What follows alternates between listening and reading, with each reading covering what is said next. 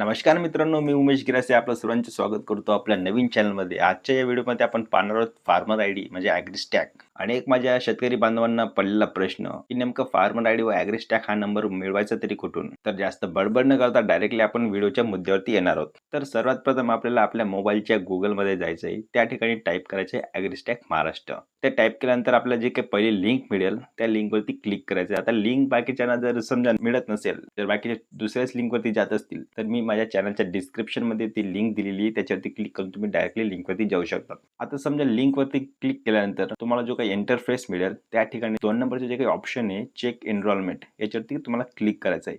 त्या ठिकाणी तुम्हाला तुमचा आधार कार्ड क्रमांक टाकायचे. आधार कार्ड क्रमांक टाकल्यानंतर चेक करायचे. आता तुम्ही तुमची डिटेल पाहू शकता. तुमच्या त्या ठिकाणी नाव येईल, तुमचा आधार कार्ड क्रमांक येईल आणि मेन गोष्ट म्हणजे तुमचा फार्मर आयडी येईल. तर तो फार्मर आयडी तुम्ही स्क्रीनशॉट देखील काढू शकता. नाहीतर तुम्ही ज्या ठिकाणी तुम्हाला फार्मर आयडी लागत असेल, समजा कृषी विभागाकडे तुम्हाला बियाणं वगैरे घ्यायचे आहे, त्या ठिकाणी तुम्हाला फार्मर आयडी मागत असतील, तर काय करायचं आहे, तोच फार्मर आयडी तुम्हाला त्या ठिकाणी द्यायचा आहे.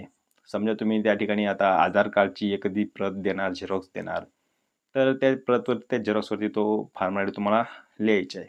तर शेतकरी मित्रांनो, आजच्या व्हिडिओमध्ये आपण पाहिलं की फार्मर आयडी कशी काढावी किंवा तो जो काही आपला ॲग्रीस्टॅग नंबर आहे, फार्मर आयडी नंबर आहे, तो कसा काढावा एकदम सोप्या भाषेमध्ये. आणि असेच जर का समजा तुम्हाला नवनवीन व्हिडिओ एकदम सोप्या भाषेमध्ये हवे असतील, तर आपल्या चॅनलला सबस्क्राईब करा आणि बेल आयकॉनला दाबायला विसरू नका.